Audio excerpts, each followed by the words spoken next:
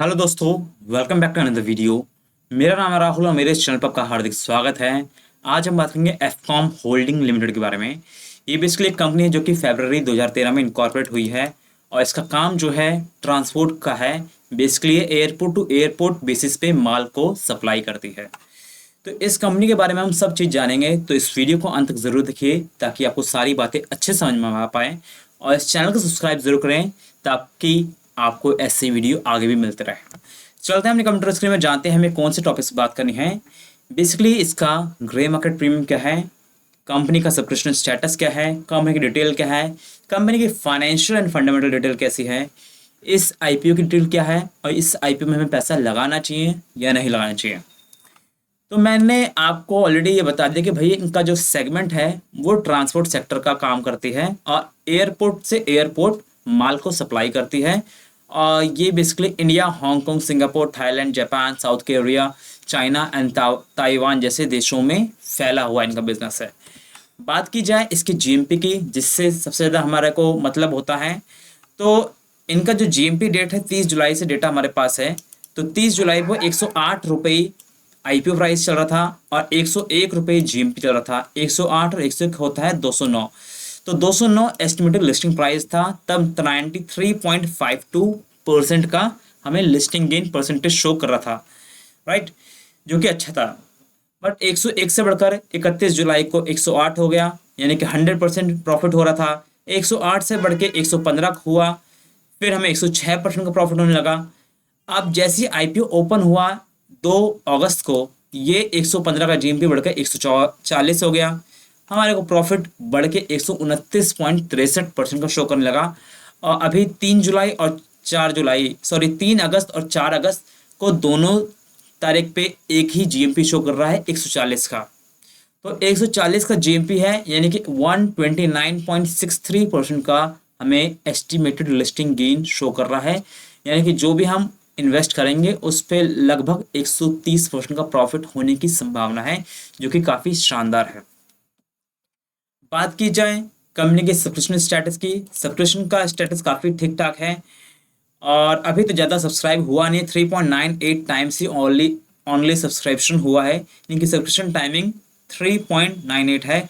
Retail investor ने जो पैसा लगाया है वो 6.59 टाइम्स लगाया है और नॉन इंस्टीट्यूशनल बायर्स जो है उन्होंने 3.36 टाइम्स पैसा लगाया। क्वालिफाइड इंस्टीट्यूशन ने अभी पैसा नहीं लगाया है और एम्प्लॉयज़ का भी कोई पैसा नहीं, अदर्स कैटेगरी का कोई पैसा नहीं। तो अभी 3.98 टाइम्स सब्सक्रिप्शन स्टेटस चल रहा है एफकॉम होल्डिंग आईपीओ का। और कंपनी ने कुछ 45,86,400 शेयर ऑफर किए थे, जबकि जो बिडिंग आई है वो आई है 1,82,71,200 की, जो कि 197.33 करोड़ का है। तो आईपीओ का सब्सक्रिप्शन अभी 2 दिन बाकी हैं आईपीओ क्लोज होने में, तो उसमें आईपीओ का सब्सक्रिप्शन टाइम डेफिनेटली बढ़ेगा। आईपीओ का जीएमपी भी काफ़ी शानदार है, 130% जीएमपी भी चल रहा है। बात की जाए कि कंपनी की डिटेल क्या है, कंपनी की डिटेल मैंने आपको ऑलरेडी बता चुकी। फरवरी 2013 में कंपनी इनकॉर्पोरेट हुई और अभी लगभग 7 साल हुए हैं इस कंपनी को। और ये बेसिकली जो काम करती है, ट्रांसपोर्ट करती है माल को एयरपोर्ट से एयरपोर्ट के द्वारा। और इनके जो general sales and service agent है वो India, Hong Kong, Singapore, Thailand, Japan, South Korea, China and Taiwan में है। The company operates cargo flights to the ASEAN, यानी कि जो ये अपनी कंपनी कार्गो फैसिलिटी देती है एशियन कंट्रीज़ को देती है। एशियन कंट्रीज़ में जो कंट्री आती हैं वो है सिंगापुर, इंडोनेशिया, ब्रुनेई। तो ये ऐसी कंट्रीज आती हैं जो इसका पार्ट है एशियन का। With A focus on Singapore, the company signed agreement on 24 September 2021 with air logistic group. 24 सितंबर 2021 को इन्होंने एक एग्रीमेंट साइन किया एयर लॉजिस्टिक के साथ, A division of world freight company, a global leader in the cargo sales and service business. The Air Logistics Group will act as a company general sale and service agent in Far Eastern countries. Additionally, on 13 October 2022, the company agreed with Taylor Logistics Private Limited, a part of the TTK Group, to serve as the GSSA in India. यानी कि 100 की सीधी बात, ये बड़ी बड़ी कंपनियों के साथ इनका टाइप है और ये एक कंपनी है जिसका नाम है वर्ल्ड फ्रेट कंपनी जो है एयर लॉजिस्टिक ग्रुप, और दूसरी कंपनी है टेलर लॉजिस्टिक प्राइवेट लिमिटेड। ये दो कंपनियों के साथ इन्होंने टाई अप किया है ताकि ये अपने माल को इंडिया के बाहर आसानी से भेज पाएँ, और लॉजिस्टिक का काम कर रही है एयर टू एयर बेसिस पे। As of February 29 2024 the company has 47 employees. कंपनी के पास 47 एम्प्लॉयज़ हैं, इंक्लूडिंग 21 क्रूज, जिसके अंदर 21 क्रू मेंबर हैं। Among them they have 10 pilots, 10 captain, 6 first officer, 3 transition captain and 2 trainee first officer. तो ये कुल मिला के 47 एम्प्लॉय जिनका बाइफर्केशन दे रखा है। तो कंपनी का हमने बिजनेस समझ लिया कि भाई ट्रांसपोर्ट सेक्टर में काम करती है एयर टू एयर बेसिस पे। कंपनी के फाइनेंशियल फंडामेंटल की बात की जाए तो हमारे पास जो डेटा है 21, 22, 23, 24 का है, और सारी डेटा लैक्स में है। तो एसेट्स की बात की जाए तो 899.92 लाख एसेट्स थी 2021 में, जो कि बढ़ के अभी 12,929 लाख हो गया, यानी कि बहुत शानदार परफॉर्मेंस है एसेट्स में। रेवेन्यूज की बात किया जाए तो 1388.72 लाख थी, जो कि बढ़ के अभी 13,416 लाख हो गया है। प्रॉफिट ऑफ टैक्स जहां कभी नेगेटिव में 420 लाख का नुकसान हुआ करता था, वो अभी बढ़ के 2310 लाख का प्रॉफिट आफ्टर टैक्स है। नेटवर्थ जहां पहले नेगेटिव हुआ करता था -337 लाख का, अभी 10,087.71 लाख का नेटवर्थ है कंपनी की। रिजर्व एंड सरप्लस जहां पहले कंपनी का रिजर्व एंड सरप्लस भी नेगेटिव था 2021 में 549.95 लाख का, यानी कि 595 लाख का नेगेटिव रिजर्व एंड सरप्लस था, वो भी बढ़ के पॉजिटिव में 8,285.58 लाख हो गया। कंपनी का जो कर्जा है 1471 लाख था स्टार्टिंग में, जो कि इन्होंने 22 में काफ़ी कम कर लिया था, 3.83 ही कर दिया था, नेगेटिव एकदम ख़त्म ही कर दिया था। और कर्जा थोड़ा सा यहाँ पे भी 47 लाख ही था 31 मार्च 2023 तक, बट अभी फिलहाल 2024 में इन्होंने थोड़ा सा फिर से कर्जा बढ़ाया है, अभी 1547 लाख का कर्जा है कंपनी के ऊपर। कंपनी का मार्केट कैप है 268.46 करोड़, और रिटर्न इक्विटी है 26.53, रिटर्न कैपिटल एम्प्लॉयड है 28.30%, जो कि दोनों ही अच्छे पैरामीटर्स हैं। डेप्ट इक्विटी रेशो काफ़ी अच्छा है 0.15, एंड रिटर्न नेटवर्थ इज 22.90, जो कि अच्छा है। Profit to book value is 1.93 and profit of tax margin काफ़ी शानदार है 17.28%, जो कि प्रॉफिट ऑफ टैक्स मार्जिन है। ईपीएस की बात की जाए तो 7.54 and 10.14, it is a pre IPO and post IPO, and P ratio is 14.33 and 10.65। बात यह है कि भाई कंपनी ला क्यों रही है ये आईपीओ, क्या ऑब्जेक्टिव है? तो सबसे पहला ऑब्जेक्टिव तो है भाई कि funding capital expenditure toward taking of 2 new aircraft on lease basis, यानी कि कंपनी को 2 न्यू एयरक्राफ्ट चाहिए जिसके लिए फंडिंग के लिए कैपिटल चाहिए, उसके लिए आईपीओ निकाल रही है, और ये लीज बेसिस पे न्यू 2 एयरक्राफ्ट लिए जाएंगे। दूसरा पॉइंट है कि भाई prepayment of repayment of all और portion of certain outstanding borrowing availed by the company, company के ऊपर जो कर्जा है उसको चुकाया जाएगा। Funding of the working capital requirement, यानी कि वर्किंग कैपिटल रिक्वायरमेंट के लिए पैसा चाहिए, जनरल कॉर्पोरेट पर्पस के लिए पैसा चाहिए, और to meet the issue expenses, इन सब के लिए। तो मोटी मोटा जो 3 खर्चे हैं, कैपिटल एक्सपेंडिचर, वर्किंग कैपिटल और बोरोइंग्स, इन 3 के लिए ये ऑब्जेक्टिव है कंपनी का, तभी ये आईपीओ लेके आई है।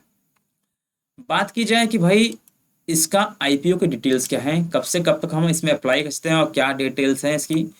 तो ये जो आईपीओ है 73.83 करोड़ का है, और ये केवल फ्रेश इशू है, और 68.36 लाख शेयर्स ऑफर किए जाएंगे, and they are the fresh issue.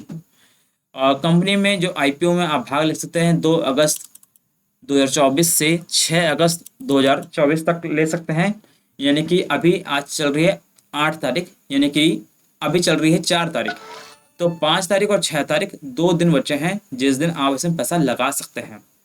तो 5 तारीख को पैसा लगाते हैं, 6 तारीख को पैसा लगा सकते हैं। इस वैल्यू है 10 रुपये पर शेयर, 102 से 108 रुपये पर शेयर का प्राइस बैंड है।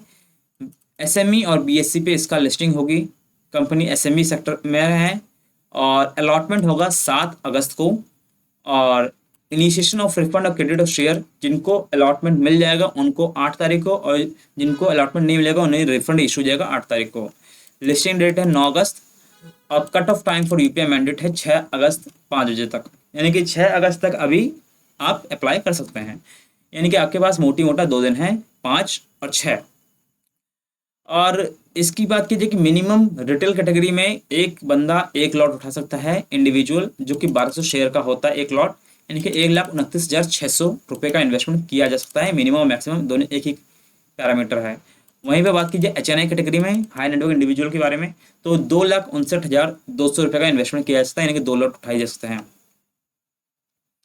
और एफकॉम होल्डिंग IPO ने 68,36,400 शेयर ऑफर किए। किसको ऑफर किए? यहाँ पे इन्होंने QIB को भी ऑफर किए 19.57% और 14.24% NII कैटेगरी को ऑफर किए, और 33.28% RII को ऑफर किया, और 27.78% एंकर इन्वेस्टर को इन्होंने ऑफर किया कि आप इसमें पैसा लगाओ। बात की जाए कि भाई हमने सारा पैरामीटर समझ लिया कि इसमें पैसा लगाना चाहिए नहीं लगाना चाहिए।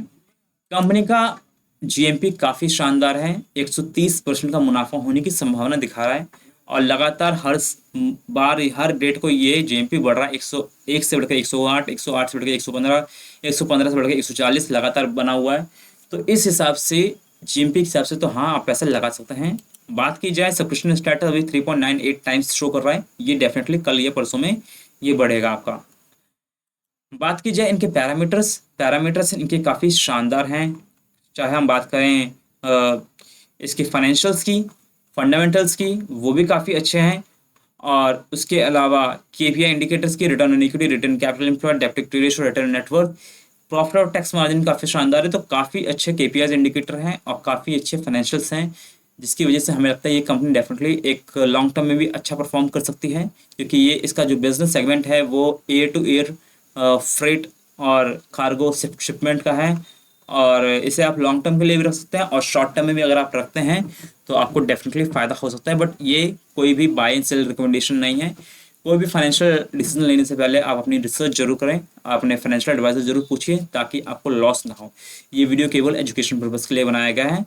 तो एजुकेशन पर्पज़ से हम देखें तो ये कंपनी वर्थ इट है, इसमें पैसा लगाया जा सकता है। कंपनी का GMP काफ़ी शानदार, कंपनी का सब्सक्रिप्शन स्टेटस भी ठीक है, अभी बढ़ेगा कल और परसों में। कंपनी के फाइनेंशियल्स काफ़ी स्ट्रॉन्ग हैं, काफ़ी कंपनी के KPIs इंडिकेटर काफ़ी स्ट्रॉन्ग है, कंपनी का ऑब्जेक्टिव भी हमारे को क्लियर कट पता है। कंपनी का IPO डिटेल भी हमने समझ लिया कि अभी 2 दिन बाकी हैं, अभी IPO में बहुत होना कुछ बाकी है। तो ऐसे में तो इस फेज में IPO में पैसा लगाया जा सकता है।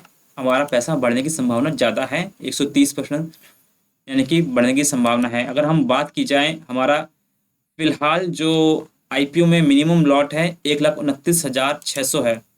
अगर हम इसको कैलकुलेट करें कितना फ़ायदा होने की संभावना है, तो 1,29,600 इंटू 130%, 1,68,480 रुपये का फ़ायदा होने की संभावना है। इनकी सीधा बात कीजिए तो 1,70,000 का फ़ायदा होने की संभावना दिखा रहा है ये IPO। अगर आपको कोई भी डाउट हो, कमेंट हो, तो आप हमें कमेंट बॉक्स में ज़रूर पूछिए। And thanks for watching this video and please subscribe our YouTube channel. Thank you very much and have a great day.